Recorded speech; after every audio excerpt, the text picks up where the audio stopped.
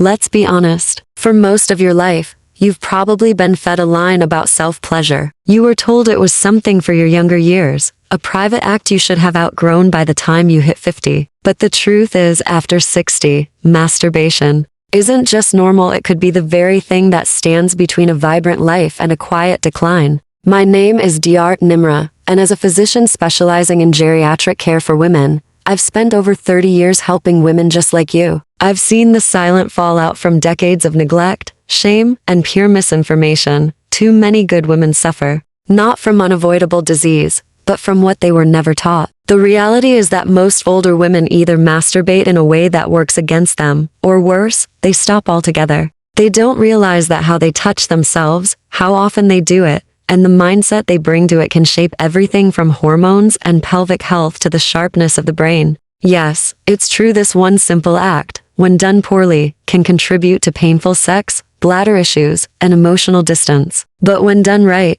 it can balance hormones, improve sleep, and keep the entire pelvic region healthy and responsive. This isn't just about a fleeting moment of pleasure. It's about preserving your function, reclaiming a connection with your own body, and actively fighting back against the aging process, which often begins in the nervous system. In a moment, I'll share 7 powerful truths about self-pleasure that every woman over 60 should have learned decades ago. But first, ask yourself this: if one small part of your daily routine held the key to better health, a better mood, and more vitality, wouldn't you want to know? Stay with me. What you're about to learn might just change how you live the next decade of your life. Let's start with something few women ever hear until it's already caused problems. The way you've been masturbating for years, maybe even decades, might feel familiar and harmless. But after 60, what once seemed routine can quietly begin to work against you. This is where we begin with the most overlooked mistake older women make. It's subtle, it's silent, and over time, it costs far more than most can imagine.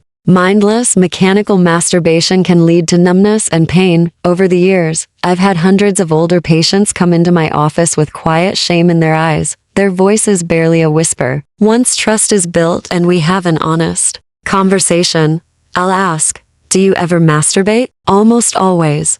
There's a pause. Then the confessions begin. "Yeah, doc, but I don't feel much anymore," or "I can't orgasm unless I use my vibrator on the highest setting." The one that stays with me most is, "It's like my body forgot how to feel." What they don't realize is that the quick, goal-oriented, and overly mechanical way they've been touching themselves has been training their body into dysfunction. The consequences are subtle, creeping, and devastating. Mindless masturbation isn't just a bad habit, it's neurological conditioning. Every time you rush through it, focusing only on the finish line with the same intense stimulation and motion, you're teaching your brain to respond to that very specific pattern. And the brain is a quick learner. Over time, natural sensitivity drops. You find yourself needing more stimulation, more pressure, and more tricks just to feel what you once did. Partnered touch begins to feel too slow or different. This is where intimacy starts to feel awkward and avoidance sets in. The damage isn't just physical, it's emotional. I've seen women spiral into frustration, shame, and even depression, believing their bodies are broken. But in many cases, their bodies aren't broken at all, they've just been trained the wrong way. This conditioning leads to desensitization, where gentler touch no longer registers, and in some cases to anorgasmia, the inability to climax. It can even make sex painful because arousal is too low for natural lubrication. These issues are not rare. They quietly affect millions of women who have no idea they've unintentionally caused this pattern. The worst part? When this conditioning isn't reversed, it's not just sex that suffers. You begin to lose confidence. You lose connection. You start retreating, and your relationship with your own body turns cold. This isolation becomes a gateway to deeper emotional struggles, depression, distance from partners, even early signs of cognitive decline. I've seen it happen again and again. The price isn't just in the bedroom, it's in your spirit, in how you carry yourself, and in how you stop looking at your own reflection with pride. You begin to disappear. I'm not here to shame you. I'm here to wake you up. Your body can relearn, your nervous system can heal, but it takes awareness, patience, and a new approach to self-pleasure. One that's slower, intentional, and connected not just to sensation, but to emotion. Masturbation isn't the enemy. But doing it without mindfulness is like putting a car in gear and stepping on the gas without steering. Eventually, there's a crash. And by the time you notice the damage, it can take longer than you think to repair. But here's something just as harmful, hiding in plain sight. Something quieter, more common, and even praised by society: not masturbating at all after 60. This could be the very thing quietly sabotaging your health from the inside out. I remember a woman I'll call Eleanor. She was 68, vibrant, happily married, but sex had become excruciatingly painful. She described burning, dryness, and tightness. She assumed it was just part of aging. When I asked her when she last experienced arousal or orgasm on her own, she blinked in surprise. "Years," she said. "I never thought to. I figured my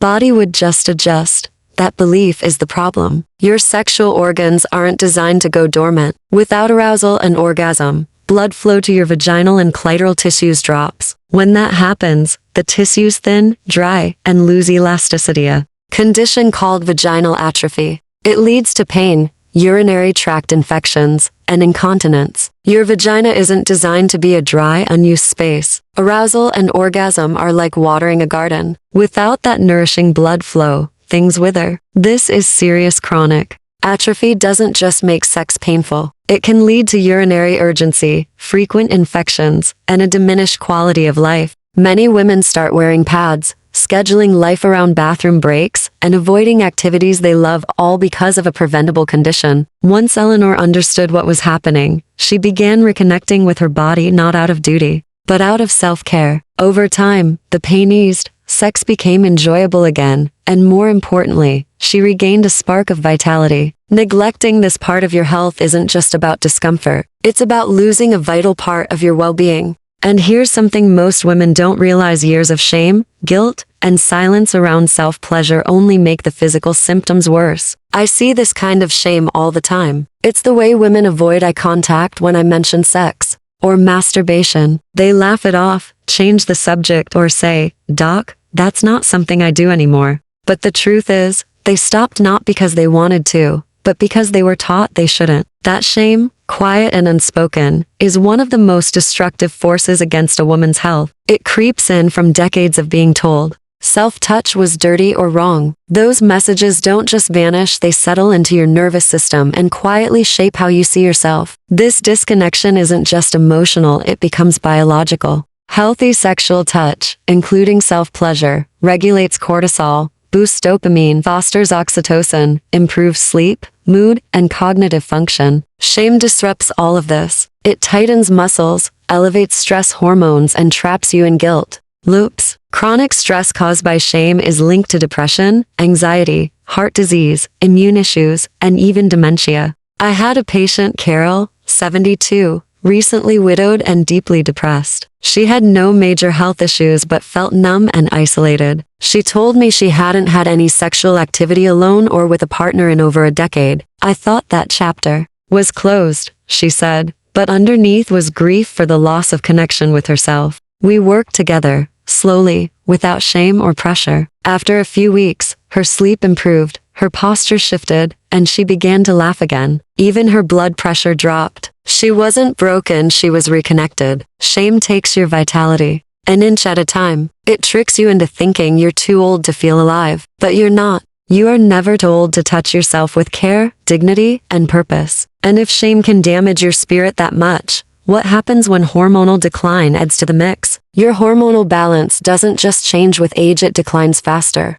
When you stop engaging with your sexual self, once that balance tilts, it affects far more than your sex drive. It influences how you think, how you feel, and how you live. Your hormonal system, the delicate chemistry that drives your mood, energy, and sleep, doesn't simply crash at menopause. It changes based on how you live. Ignore your sexual energy, bury it under shame or inactivity, and your body assumes you don't need it anymore. It stops producing the same cascade of feel-good chemicals. Cortisol stays high, oxytocin, dopamine, and endorphins make fewer appearances. Your sleep worsens, your mood flattens, and your inner spark fades, not because you're old, but because your body isn't reminded that you're still alive and capable of pleasure. I think of Margaret, 73, a retired teacher who used to be full of life. When she came to me, she was anxious, tired, and said, "I'm just slowing down, doc," but her labs looked fine. When I asked about intimacy or self-pleasure, she shook